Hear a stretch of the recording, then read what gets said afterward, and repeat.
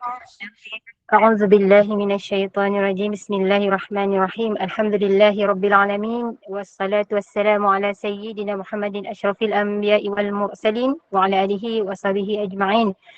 الحمد لله الذي هدانا لهذا وما كنا لنهتدي لولا أن هدانا الله. رب اشرح لي صدري ويسر لي أمري واحلل عقدة من لساني يفقهوا قولي. رب يسير عليك يسير وتمم بالخير. Assalamualaikum warahmatullahi wabarakatuh. Ahlan wa sahlan yang berbahagia Al-Fadil Ustaz Fazrul Rahimi bin Ma'ruf kerana sudi bersama-sama dengan Gubernur Iman dalam kuliah duha hari ini dengan tafsir surah An-Nur. Juga bersama-sama yang dikasihi para pecinta ilmu, pecinta Al-Quran, sahabat-sahabat yang dirahmati lagi dikasihi oleh Allah Subhanahu Wa Taala. Yang saya kasihi, lagi saya hormati sahabat takbiran Gubernur Iman yang dipimpin oleh pengerusi Hajar Rosniati binti Mansur. Jadi bagi memohon keberkatan kuliah kita pada pagi ini, marilah sama-sama kita membacakan umul kitab yang akan dipimpin oleh Al-Fadil Ustaz untuk kita hadiahkan kepada baginda Rasulullah sallallahu alaihi wasallam, dari keluarga baginda, para sahabat, para syariqain, para syuhada, alim ulama, guru-guru kita, dari keluarga kita, serta tidak lupa untuk umat Islam di Gaza, Palestin, juga muslimin dan muslimat sama ada yang masih hidup ataupun yang telah kembali ke rahmatullah. Isiril Fatihah.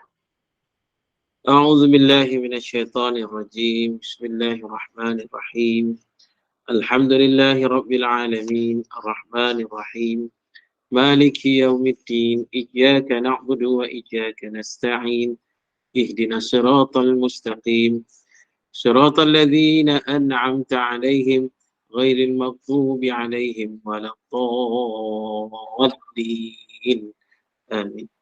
Amin, amin, amin ya Rabbal Alamin. Tanpa membuang masa lagi, saya dengan penuh ta'zim menyerahkan kepada Al-Fadil Ustaz. Falyatafaddal mashkura Ustaz. Bismillahirrahmanirrahim. Assalamualaikum warahmatullahi ta'ala wabarakatuh. Alhamdulillah.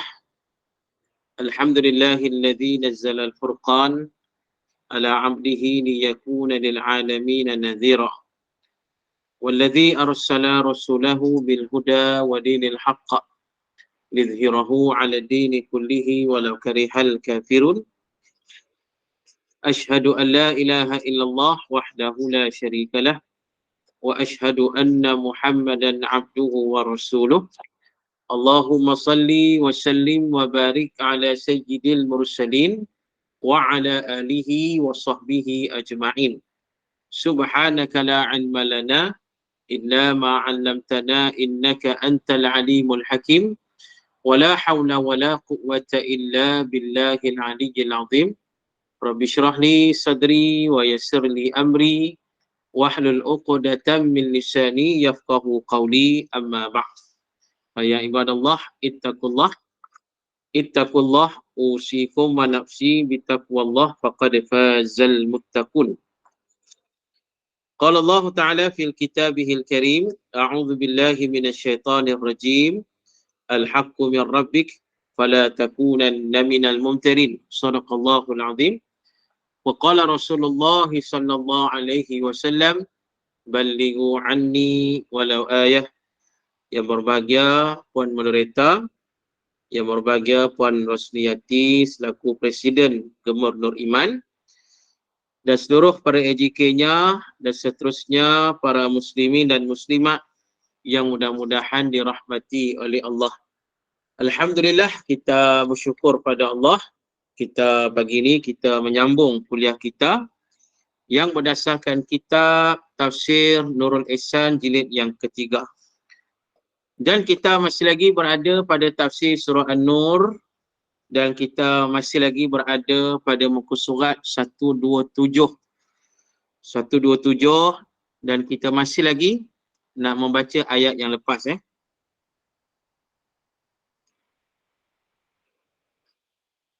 Baris yang ke-11 daripada bawah. Kita masih lagi membaca ayat yang lepas. Ayat lepas ni ayat ke berapa? Ayat yang ke 30 rasa. 30 kan?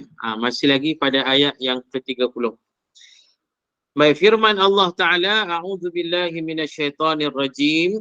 Qul lil mu'minina yaghuddu min absarihim wa yahfadhu furujahum dzalika azka lahum innallaha khabirum bima yasna'un. Yang bermaksud, qul lil mu'minina yaghuddu min absarihim. kata olehmu bagi segala orang mukminin, pejam mereka itu daripada segala mata mereka itu, daripada pandang yang tiada halal, wa yahfazu furujahum, dan peliharalah mereka itu akan segala faraj mereka itu daripada yang tiada halal. Baik, jadi para muslimin dan muslimat yang dirahmati oleh Allah, ayat ni diperintahkan supaya sampaikan kepada lil mukminin, iaitu kepada orang-orang lelaki yang beriman pada Allah. Jadi Allah Ta'ala memerintahkan supaya melakukan dua perkara. Yang pertama, yaghuddu min absarihim. Yang pertama, supaya menundukkan pandangan, menjaga pandangan. Yang kedua, wa yahfazu furujahum. Yang kedua, menjaga kemaluan. Jadi para muslimin dan muslimat yang dirahmati oleh Allah, pada kuliah yang lepas kita dah hurai dah beberapa perkara yang berkait dengan ayat ini. Jadi nak kata di sini, di antara yang kita nak jelaskan pada hari ini tentang perkara memandang ataupun perkara yang diwajibkan menahan pandangan. Sebab ayat ni Allah sebut dua tadi, menundukkan pandangan dan menjaga kemaluan. Jadi yang pertama nak jelaskan tentang memandang, kita wajib menahan pandangan kita.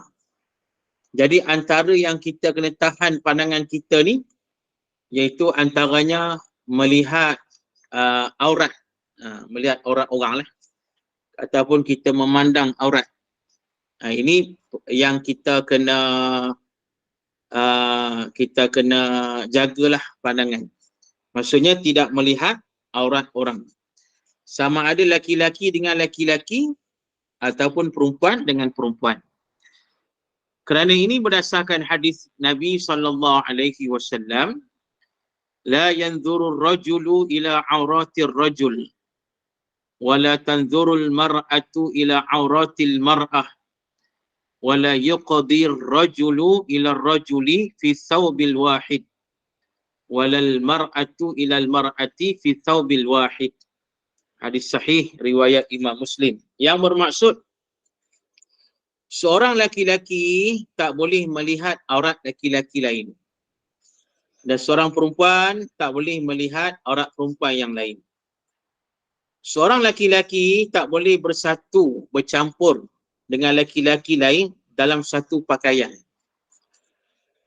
Dan seorang perempuan tidak boleh bercampur dengan perempuan lain dalam satu pakaian. Hadis yang sahih, riwayat Imam Muslim. Jelas. Pada hadis ini, para muslimin, para muslimat yang dirahmati oleh Allah Ta'ala, maknanya dilarang sama sekali memandang aurat orang lain. Walaupun kepada sama-sama jantina. Sama-sama jenis lah, kata kan. Laki-laki dengan laki-laki, perempuan dengan perempuan. Itu dia. Tetap tak boleh. Bila melibatkan aurat, tak boleh. Walaupun dilihat itu dengan tanpa syahwat sekalipun, tetap tak boleh. Pasal isunya ialah kerana melihat aurat orang. Baik. Jadi para muslimin dan muslimat, dalam hadis ini Rasulullah dah kata laki-laki tak boleh melihat aurat laki-laki lain. Jelas. Perempuan tak boleh melihat aurat perempuan lain. Bahkan Nabi pesan lagi, laki-laki tak boleh bercampur dengan laki-laki lain dalam satu pakaian. Perempuan pun macam tu. Tak boleh bercampur dengan perempuan yang lain dalam satu pakaian. Ada orang pakai macam tu. Pakai dalam satu pakaian, bercampur. Laki-laki dengan laki-laki. Perempuan dengan perempuan. Maknanya, kalau pakai kain batik itu, dua orang lah masuk dalam kain batik itu. Begitu. Itu yang dimaksudkan Nabi. Benda tu dilarang oleh Nabi SAW. Kerana perkara itu perkara yang tak elok kan. Sebab kalau kita mengaji dalam bab berkaitan dengan berkaitan dengan fiqh jinayat ada dihurai pasal perkara yang berkait bila saja bergesel kemaluan walaupun sama jenis bergesel kemaluan laki-laki dengan laki-laki, perempuan dengan perempuan, bila mereka berada dalam satu pakaian, satu kain, jadi boleh menyebabkan bergesel kemaluan mereka. Maka benda itu tidak dibolehkan, diharamkan oleh syarak, oleh Islam. Tak boleh lah. Jadi maknanya kena hindarkanlah perkara tersebut. Baik. Jadi para muslimin dan muslimat pokoknya tidak boleh melihat aurat orang lain. Baik. Jadi yang kata aurat laki-laki ni kita fahamlah, iaitu daripada antara pusat dan lutut. Ni jelas Dan aurat perempuan yang kita dah faham, iaitulah seluruh badannya kecuali muka dan tapak tangan. Maknanya itu saja. Jadi nanti kita akan masuk nanti ayat yang seterusnya yang berkait dengan orang-orang perempuan. Kita akan urai lebih detail lah berkaitan dengan aurat perempuan itu. Baik. Jadi ayat kita baca ni laki-laki dulu. Lepas laki-laki baru masuk yang perempuan. Baik. Jadi para muslimi dan muslimat yang dirahmati oleh Allah, walaupun begitu, walau macam mana pun, memang melihat aurat benda tu haram. Melihat aurat benda tu haram. Jelas dah tu. Tetapi nak kata kalaulah berlaku kecemasan ataupun berlaku hajat ataupun darurat, maka gugurlah pengharaman itu. Ini dia. Syaratnya ulama kata dia aman daripada fitnah dan tidak ada keinginan syahwat. Tu dia. Jadi ulama jelaskan memang melihat aurat hukumnya haram. Tapi kalau berlaku masalah yang tertentu, berlaku kecemasan, ada sebab, ada hajat atau darurah sebagainya, maka gugur. Tapi nak kata selagi mana aman daripada fitnah itu, maknanya tidak ada keinginan syahwat. Begitu jadi para muslimi dan muslimat yang dirahmati oleh Allah, kalau sekiranya ada juga wujud fitnah, ada wujud keinginan syahwat, maka gugurlah keharusannya. Tu dia. Maknanya tak boleh lah. Baik, jadi antaranya lah keadaan-keadaan yang dikecualikan. Bila mana boleh tengok aurat orang ni? Bila mana? Yang kata kecemasan, darurat dan sebagainya. Di antaranya lah, yang pertama, pandangan saksi. Pandangan saksi untuk mengenal pasti orang yang didakwa. Tu dia. Maknanya saksi lah, saksi dalam mahkamah lah. Saksi dalam mahkamah kan. Bila mungkin saksi itu dia melihat orang yang melakukan perbuatan itu, maka dia nak pastikan betul ke orang tersebut, dia kena tengok. Dia kena tengok muka orang tu, kena tengok badan orang tu. Nak kenal pasti betul. Jadi bila berlaku macam tu, dibenarkan oleh syarak. Tu dia para muslimi dan muslimat yang dirahmati oleh Allah. Maknanya sebagai saksi lah untuk mengenal pasti orang yang didakwa itu. Baik. Kemudian yang kedua, muslimi dan muslimat, antara yang dibolehkan, yang dikecualikan pengharamannya, yakni apabila keperluan muamalat, berjual beli. Mana kena tengok muka lah, bukan tengok aurat sangat pun. Ada kita muamalat, tapi tengok aurat orang. Maknanya tengok muka lah. Sebab bila kata muamalat ni, kena ada pembeli, kena ada penjual, kena ada akad dia dan sebagainya. Jadi pasal itu nak kata boleh melihatlah wajah ataupun muka orang tersebut.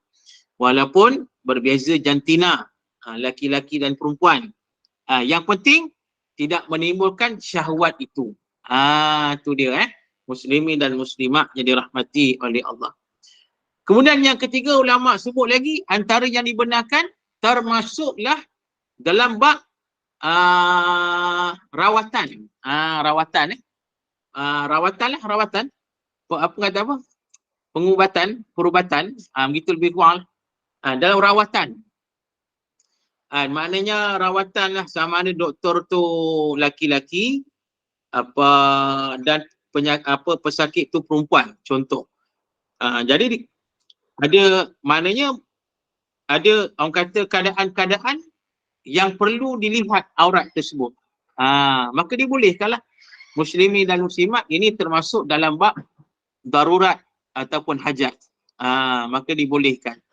Maknanya yang penting tidak menimbulkan syahwat itu. Tapi kalau dapat elak lagi baiklah kan. Macam isu orang dok bahas pasal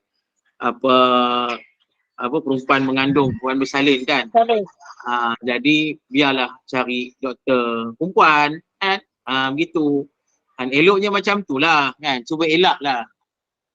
Biasanya kalau kita pergi hospital swasta, disediakan doktor perempuan lah kan, gitu kan. Jadi selalunya kita usaha. Tapi kalau tak boleh buat apa, kalau nak elak, kena adab juga, tak apalah. Ini sebagai darurat. Boleh dikecualikan pengharamannya. Begitu. Baik. Dan termasuk kata ulama lagi, termasuklah nak melihat masa nak meminang. Nak meminang boleh tengok muka kan, muslimin dan muslimat. Nak meminang tu boleh tengok muka kan. Orang datang rombongan meminang ke, dah tengok muka bakalnya macam mana kan. Tengok muka lah, bukan tengok benda lain. Tengok muka. Muslimin dan muslimat dibolehkan pasal nak mengenal pastilah. Tapi sekarang ni, zaman sekarang, kita heran dah benda tu kan. Masa nak minang tu kira orang kata kulukili lah. Gitu kan. Zaman sekarang kan. Tapi kita minta indah lah benda-benda macam tu. Tapi nak kata dari segi hukum dibolehkan. Sebab tu hari ni kalau setengah-setengah macam anak-anak yang di-adjust oleh mak ayah kan. Kalau nak kahwin dengan orang seseorang ke, maka diberi gambar. Dia tak kenal kan. Diberi gambar, kau tengoklah gambar ni. Kau suka tak suka. Begitu. Jadi perkara macam tu boleh, tak menjadi masalah. Baik. Jadi kemudiannya yang seterusnya, selain daripada itu kata ulama iaitu pandangan wanita tua, orang-orang perempuan tua kepada kanak-kanak. Begitu. Muslimin dan muslimat. Ini pun tak ada masalah lah kan, orang perempuan tua kan melihat kanak-kanak. Itu tak ada masalah. Baik. Jadi itu antaranya lah. Antara nak sebut tadi yang mana yang kata pandangan yang dibenarkan. Bila berlaku kecemasan, bila berlaku darurat dan sebagainya. Baik. Jadi muslimin dan muslimat yang dirahmati oleh Allah. Satu hari di zaman Nabi SAW, Rasulullah telah mengizinkan Sayyidatina Aisyah radhiyallahu anha untuk memandang beberapa orang Habasyah, lelaki Habasyah lah, yang mana pada masa itu mereka sedang bermain lembing di Masjid Nabawi. Maknanya beberapa orang lelaki-lelaki Habasyah ni, mereka main lembing dekat Masjid Nabawi. Dan Nabi membenarkan Sayyidatina Aisyah melihat perkara tersebut. Tu dia. Dan Sayyidatina Aisyah melihatlah berterusan. Sampailah Aisyah rasa jemu, dia pun bangun, dia pun pergi. Tu dia. Jadi hadis ini riwayat Imam Ahmad. Jadi maknanya kata ulama, maknanya boleh melihatlah. Kalau orang perempuan nak tengok laki-laki, lagi mana laki-laki itu menutup aurat. Dia menutup aurat, boleh melihat mereka. Kalau sekiranya mereka dalam macam disebut tadi lah, dah sukan ke, lagi mana tidak menimbulkan syahwat. Itu dia. Kalau sekiranya perempuan itu melihat laki-laki itu walaupun menutup aurat tetapi menimbulkan syahwat, maka pada masa itu haramlah perempuan tersebut melihat laki-laki itu. Begitu. Muslimin dan muslimat yang dirahmati oleh Allah Ta'ala. Tu kena ingat tu. Jadi maknanya kena, yalah, maknanya tidak ada syahwat lah, sedang cerita kan. Kalau sebab zaman sekarang ni saya pernah tengok satu syarahan, seorang perempuan tu dia bersyarah, mungkin dia pakar motivasi kot. Dia kata zaman sekarang, dia kata kajian yang ada hari ni, dia kata remaja perempuan hari ni mereka banyak suka melihat orang lelaki-lelaki dengan syahwat. Itu dia. Hari ni zaman sekarang. Bukan zaman kita dulu ni. Zaman sekarang dia kata orang-orang perempuan, remaja perempuan yang mana mereka suka melihat orang lelaki-lelaki dengan syahwat. Mereka membayangkan benda-benda yang tak elok pada lelaki-lelaki tersebut. Ini yang berlaku zaman hari ni. Mana dah terbalik lah. Dulunya kita kata lelaki-lelaki yang bayang macam-macam. Sekarang orang-orang perempuan pula bayang macam-macam. Ini yang berlaku di akhir zaman. Ini yang kita bimbang lah para muslimin dan muslimat. Jadi kalau berlaku perkara macam tu menimbulkan syahwat, maka hukumnya haram dia melihat laki-laki tersebut. Walaupun laki-laki itu menutup auratnya. Begitu kan. Muslimin dan muslimat yang dirahmati oleh Allah Ta'ala. Baik. Dan begitulah juga orang lelaki nak melihat perempuan. Maknanya mereka boleh melihat sekadar muka dan kedua tapak tangan sahaja. Lagi mana tidak disertai dengan syahwat dan fitnah. Baik. Satu hari Sayyidatina Aisyah menceritakan satu hari Asma binti Abu Bakar, kakak dia telah masuk ke rumah yang pada masa itu Nabi SAW ada dalam rumah. Nabi ada dalam rumah. Dan Sayyidatina Aisyah ni, Sayyidatina Asma ni, dia pakai pakaian yang nipis. Yang nipis sampai menampakkan tubuh badannya. Itu dia. Dia pakai pakaian, dia mari rumah Nabi, dia masuk rumah Nabi dalam keadaan dia pakai pakaian yang nipis sampai menampakkan tubuh badan dia. Bila Nabi tengok macam tu, Nabi berpaling dan terus Nabi bersabda. Nabi kata apa? Ya Asma, innal mar'ah idza balagat al-mahidha lam tasluh an yura minha illa hadha wa hadha. Wa asyara ila wajhihi wa kaffaihi. Yang bermaksud, wahai Asma, sesungguhnya seorang perempuan apabila telah ada haid, maknanya dah kira balik, tidaklah boleh dilihat daripadanya kecuali ini dan ini. Nabi tunjuk syarat, iaitu muka dan kedua tapak tangannya. Hadis riwayat Imam Abu Daud. Itu dia. Maknanya muslimin dan muslimat, Nabi melarang Asma pakai pakaian macam tu. Pasal menampakkan tubuh badannya, pakaian nipis, nampak bentuk rupa badannya, maka Nabi larang. Nabi kata yang dibolehkan hanya muka dan tapak tangan sahaja. Itu kata Nabi SAW. Baik. Jadi maknanya nak kata, pokok pangkalnya, jagalah. Orang perempuan kena jagalah untuk aurat, jaga.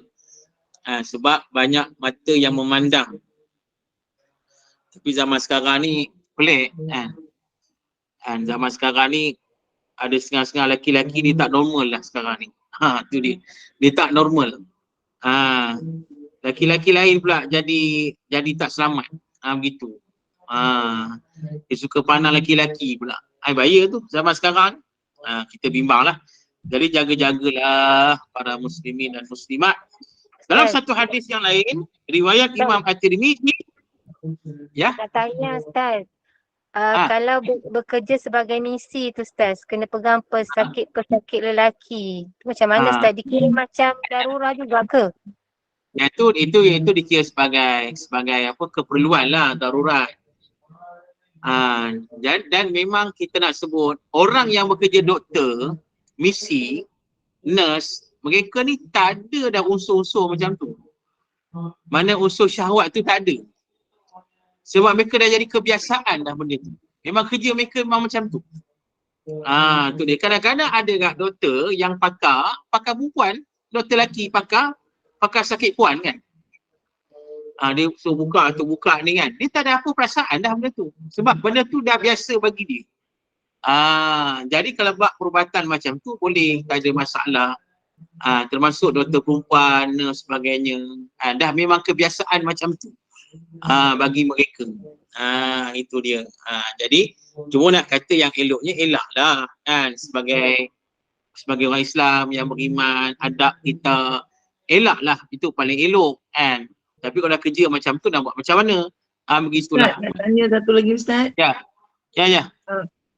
Ada kedapatan, tak adalah disebut siapa-siapa ya, menceritakan bahawasanya wanita tua, maknanya dah 70 ke atas dan dah tua lah wanita ni, dia tak perlu sangatlah menutup aurat kalau nampak rambut dia sikit ke kaki dia ke, tak ada masalah. Betul ke Ustaz?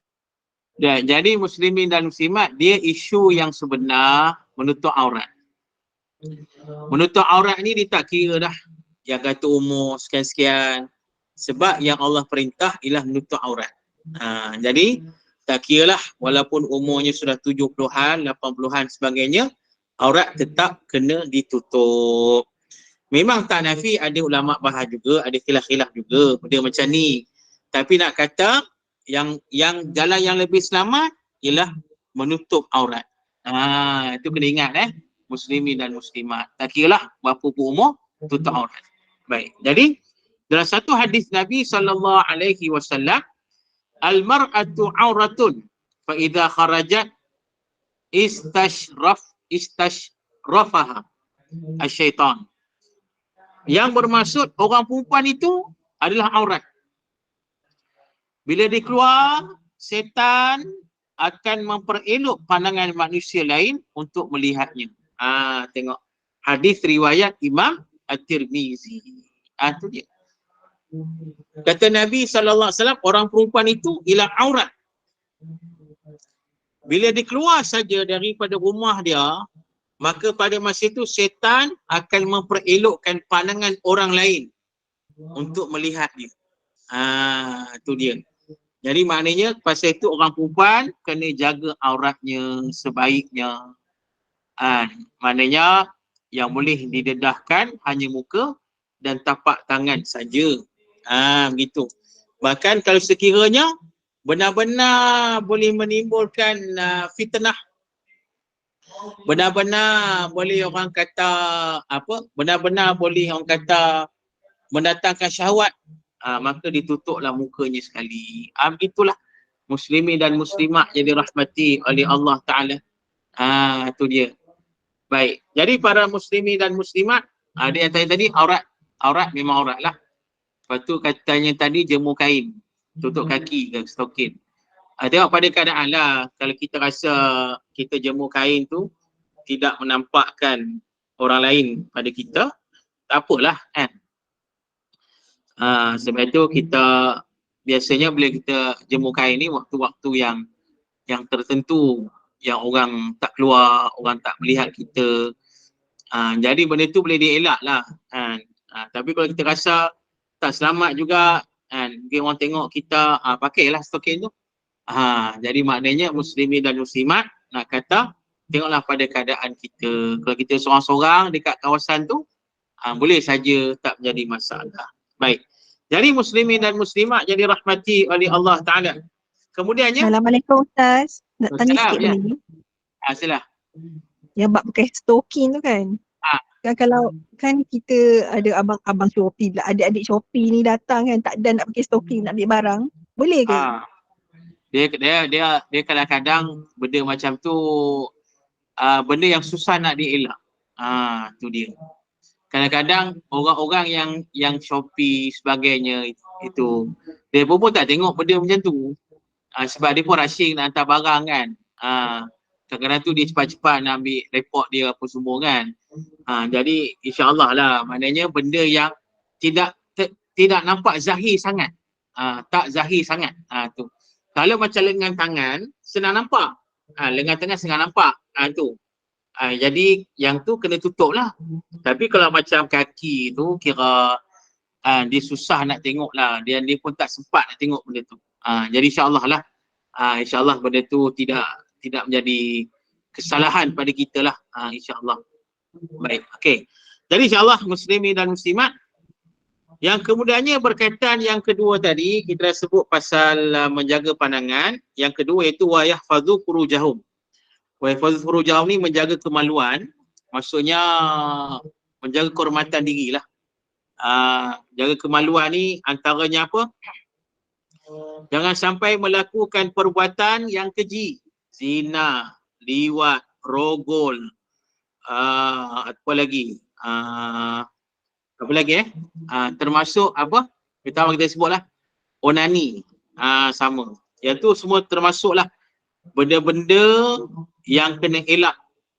Nak kata jaga kemaluan itu, kehormatan diri. Jadi zina tu jelas lah, kita pun dah faham dah, berdosa besar. Tu dia, berdosa besar. Bahkan sebelum ni kita pun dah baca apa ayat yang berkait tentang hukum zina kan. Dan termasuk liwat pun lagilah besar dosanya, dosa yang sangat keji, dilaknat oleh Allah. Termasuk rogol pun perkara yang dilarang, dilaknat oleh Allah. Cuma hari ni yang kita nak bimbang anak-anak kita ni, orang muda kita ni, iaitu melakukan perbuatan istimta' bil yadi. Istimta' bil yadi yang kita sebut tadilah, onani. Itu dia. Ini yang kita bimbang. Itu yang kena jaga mata tu. Sebab kadang-kadang tak jaga mata duk tengok benda maksiat. Tu tengok apa? Gambar-gambar lucah, cerita lucah. Gambar apa kata, orang panggil apa? Porno kan? Gambar porno, lucah.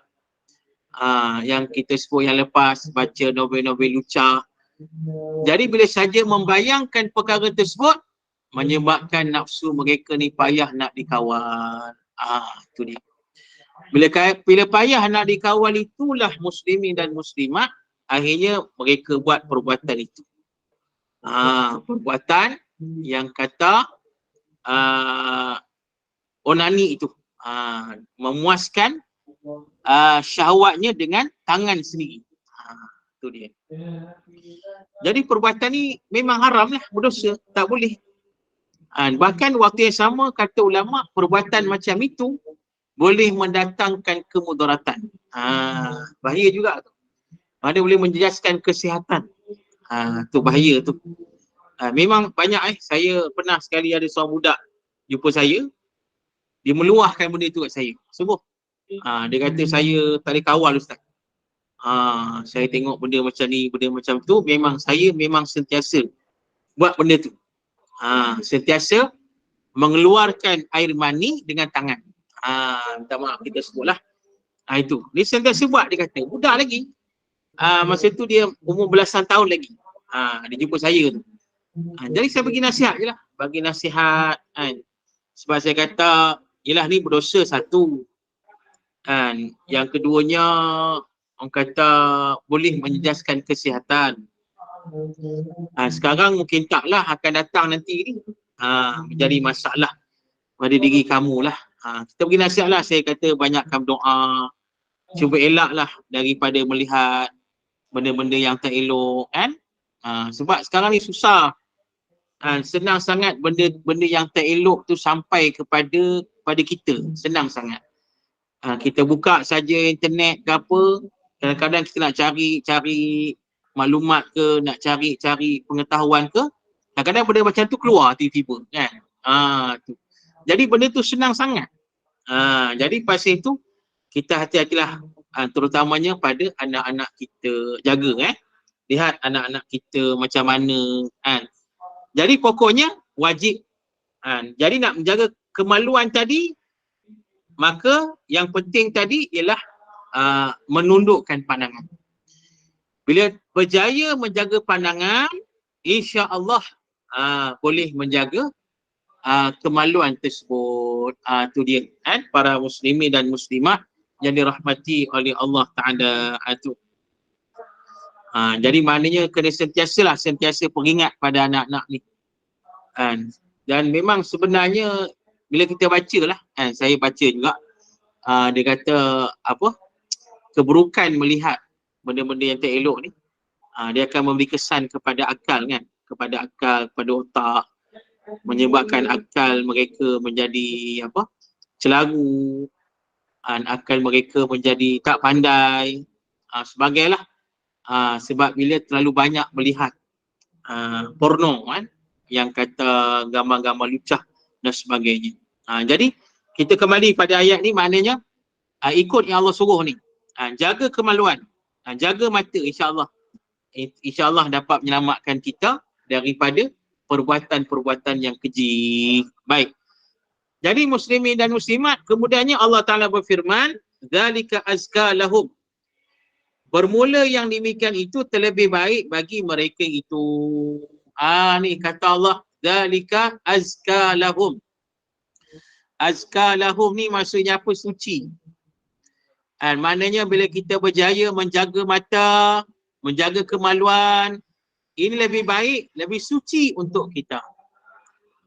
Maknanya muslimi dan muslimat yang dirahmati oleh Allah, mana kita nak jaga hati kita, nak sucikan hati kita, kena jagalah mata kita, jagalah kemaluan kita. Itu maksud dia. Kita akan selamatlah. Mana kita berjaya menjaga kehormatan kita. Tu dia. Muslimin dan muslimat, bila hati suci, insya-Allah lah boleh kita elak daripada perbuatan yang tak baik, perbuatan zina, dosa dan maksiat dan sebagainya. Itu sangat pentinglah. Dan kemudian firman Allah, "Innallaha khabirum bima yasnaun." Bahwasanya Allah Ta'ala itu Tuhan yang amat ketahui dengan barang yang mereka itu kerja. Maksudnya Allah tahu. Innallaha khabirum bima yasnaun. Sesungguhnya Allah amat mendalam pengetahuannya. Khabir maksudnya apa? Allah ni sangat tahu. Tu dia.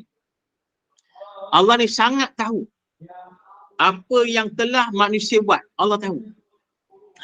Sebab kadang-kadang ni ialah orang buat maksiat ni, orang tak tahu. Buat maksiat senyap-senyap, orang tak tahu. Kadang-kadang tengok porno, orang tak tahu. Kadang-kadang buat benda yang tak elok, orang tak tahu. Tapi Allah ni sangat tahu. Amat mendalam pengetahuan Allah. Apa yang kita buat, semua Allah tahu. Takkan terlepas daripada Allah Subhanahu Wa Ta'ala. Ini yang masuk khabir. Al-khabir itu. Maknanya Allah amat mendalam pengetahuan Allah Subhanahu Wa Ta'ala. Kalau kita cakap bahasa Arab, khabir ni macam pakar lah. Pakar. Tu dia. Macam kita ni spesialis. Khabir ni, kita seorang yang pakar. Tu. Kalau macam kita kalau macam kita macam mana? Kalau kita ni, kita nak kata kita ni tak reti bahasa Arab. Tak reti sangat. Reti tapi tak reti sangat. Kita kata lastul khabir. Lastul khabir fi lughatil Arabiyah. Aku tidak pakar bahasa Arab. Macam tu. Begitu muslimin dan muslimat. Jadi insya-Allah kita cukup sekadar itu. Minta maaf lah sebab saya lepas ni ada kuliah satu lagi. Minta maaf, mungkin ramai tak puas hati sebab start lambat, habis cepat. Dia kata ustaz ni melampau. Saya sebab handsome je. Tidak, cari pasal. Itu dia nah. Jadi insya-Allah muslimin dan muslimat yang dirahmati oleh Allah, cukup sekadar itu, saya mohon maaf. Jadi insya-Allah kita akan sambunglah kuliah kita pada minggu depan. Jadi minggu depan ni kita akan masuk ayat yang seterusnya. Ayat yang seterusnya waqul lil mu'minat itu. Yang ni masuk ayat tentang orang-orang perempuan yang beriman pula. Yang ayat yang lepas ni, yang tadi dengan semalam, dengan yang minggu lepas, kita baca ayat tentang al-mu'minin, laki-laki yang beriman. Kali ni, kuliah minggu depan, kita akan masuk ayat-ayat perempuan yang beriman pula. Jadi beza dua ayat ni, ayat laki-laki beriman ni pendek je. Tapi ayat perempuan yang beriman ni panjang pula cerita ni. Itu dia. Itulah. Kita urai lah pasal apa yang perempuan ni panjang pula. Perempuan banyak wahal kot. Gitu dia. Jadi kena redha lah. Begitu. Muslimi dan muslimat. InsyaAllah kita akan bahaskan benda tu pada kuliah kita minggu depan. InsyaAllah. Okay, ada satu soalan? Satu je. InsyaAllah. Maknanya sama 31 lah. Ya, ayat 31. Baik. Allah. Siapa nak tanya cepat? Satu soalan. Satu soalannya. Siapa yang paling cepat hari ni? Cepat.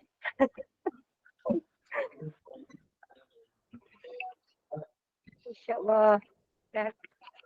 Okay, tak ada soalan Tak ada soalan, saya terus ke bilik sebelah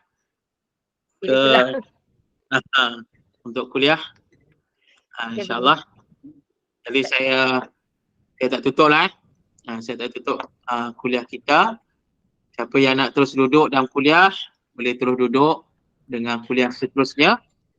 Siapa nak live, boleh live lah. Tak ada masalah. Jadi saya terus sambung terus sambung pada kuliah yang seterusnya. Okay, saya pasang mic. Saya pakai mic ni, saya dengar lah apa yang dia Baik, jazakallah khairan jazaa Ustaz. Okay, insyaAllah. Okay, terima kasih. Assalamualaikum warahmatullahi wabarakatuh. Terima kasih Ustaz. Assalamualaikum. Terima